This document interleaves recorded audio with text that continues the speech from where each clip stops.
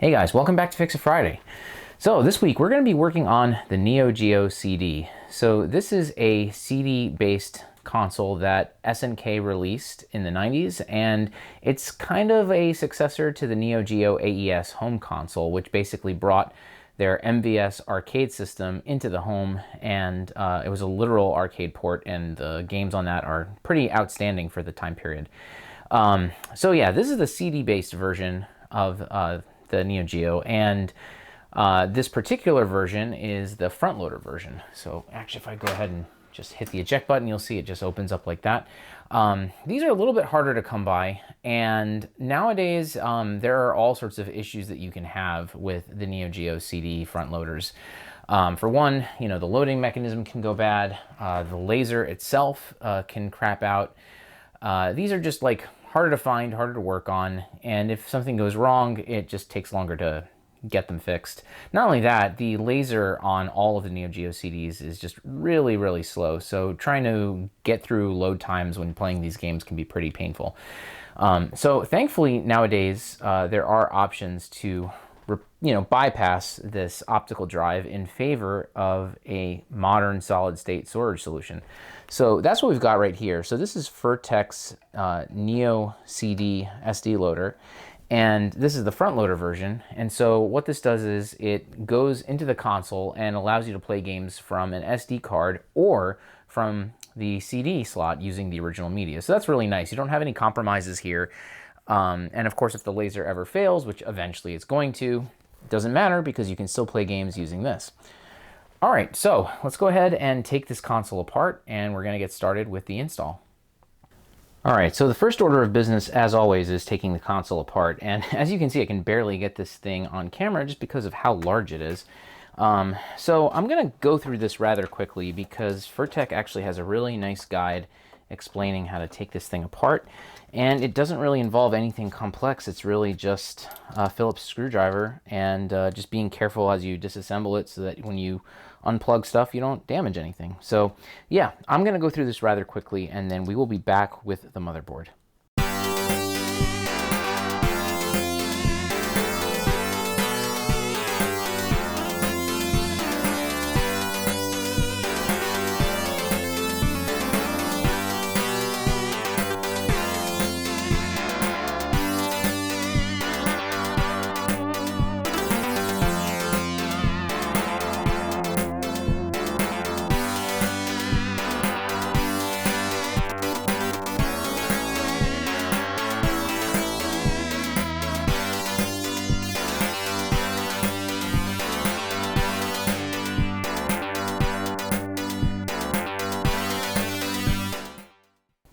Okay, so now that we have the main board pulled out of the shell, what we're going to be doing is soldering on about 5 or so wires onto the main board here. So the first thing I'm going to do is call your attention to this connector here. This is connector 6, and if you want to preserve the CD drive functionality, what you've got to do is take 3 wires that are about 6.5 inches long and solder them on pins 1 to 3 of this connector here. So it's very conveniently labeled on the top, so pin 1 is over here on the right. And so we're just going to flip it over and solder on 3 wires from pins 1 through 3. I'm probably going to route them through here. This is a screw post that actually isn't used at all. So this is just a hole that I can just route them through so they come up on the top. Now, the other thing we've got to do is over here on the BIOS. So we're going to have to lift pin 12 right here on the BIOS. There's markings on the silk screen that actually help you identify pin 12 very easily. So this little hole here indicates that this is pin 1, and then there's a little dot every 5 pins. So this is pin 5, pin 10, so this is pin 12 right here. So in the guide, it actually tells you to cut it and lift it up, but personally, it's a little risky. You can do that, but you might accidentally cut a trace. So rather than do that, I'm actually going to just desolder this pin and lift it up that way. All right, so let's go ahead and zoom in, and we're going to go ahead and solder those wires in together.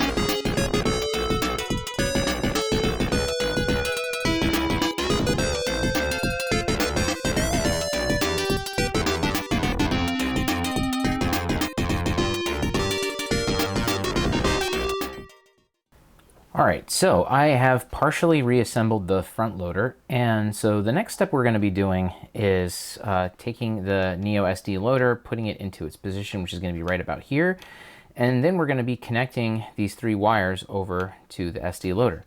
So first thing you got to do is this socket right here is going to connect to the X68000 chip, which is right over here.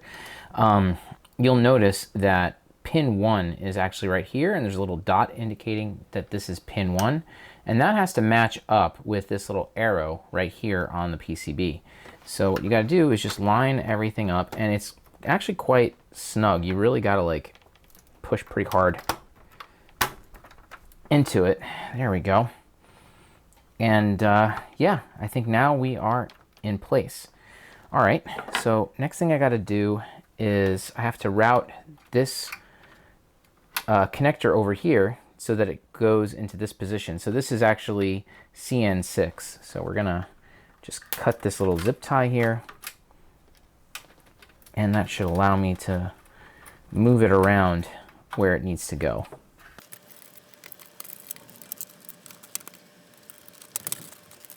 All right, so as you can see, it's actually a pretty tight fit. So if you're doing this and following along, make sure that you plug it in before you put the socket onto the 68000.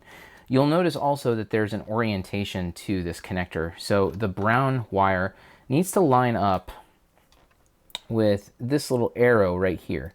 So if those are flipped, I think you'll have all sorts of problems. So definitely make sure that you line that up properly when you're putting it in.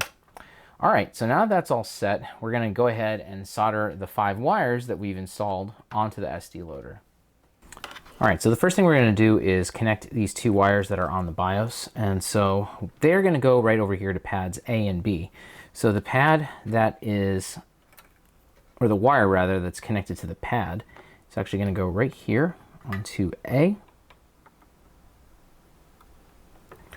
And then we're going to go ahead and take this wire, this is on the lifted pin. The lifted pin goes onto B. So it's very important you don't switch these around. I don't think good things happen if you switch them around. All right, so that's all set. So now let's move on to these 3 pads right over here. All right, so these are the 3 wires coming from connector 6 over here, and they're gonna go to pads X, Y, and Z. And so specifically, pin 1 is going to go to Y, pin 2 is going to go to Z, and pin 3 is going to go to X. It definitely helps if you use different color wires and you take pictures before you install the motherboard. I kind of didn't do that, but I did keep track of which one is which, so I'm going to go ahead and solder those into place. You can also verify that the connections are right by using a multimeter and putting it into continuity mode and just making sure that each pin lines up to each pad. All right, so let's get this thing wrapped up.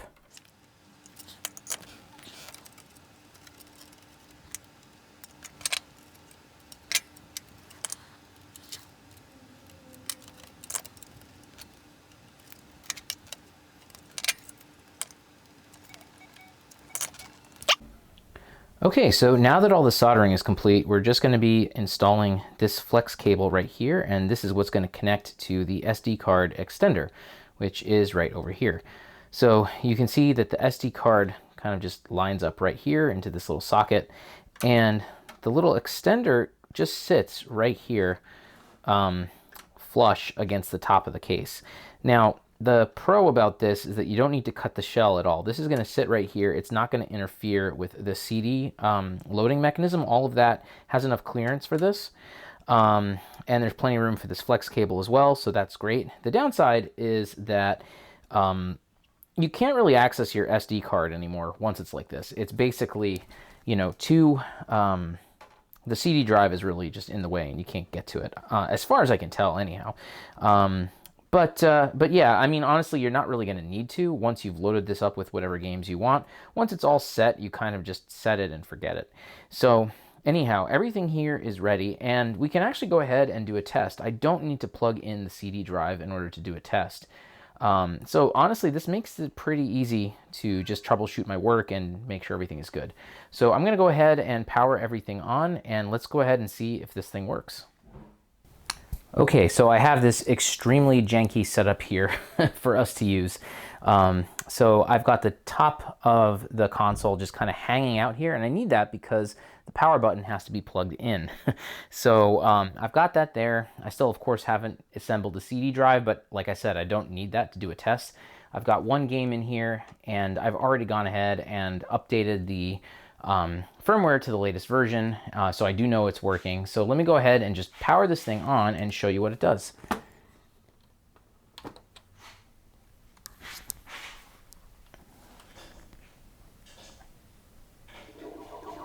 And there we go. Looking good. So yeah, this is what you'd expect. This is the main menu. You would see your list of games here, and then you can make all sorts of adjustments to your settings as well, including changing your region. So I'm going to go ahead and just load Windjammers here. And if you've played this on real disc, this animation goes so slow. It's really funny actually watching it go this quickly. But all right, here we go. Look at that. We've got Windjammers running and looking perfect. Of course, it's in the Japanese region right now, so it's calling it Flying Power Disc, but that's what it's supposed to. But yeah, it's looking and sounding great, and we've got another console modded and ready to go. So yeah, that's it for this week's episode. If you guys like this kind of content, then consider subscribing to the channel. I have content out hopefully every week, and then of course if you have consoles that you want repaired or modified, you can reach me directly at oneuprestorations.com. All right, guys, thanks very much for watching, and I will see you next time.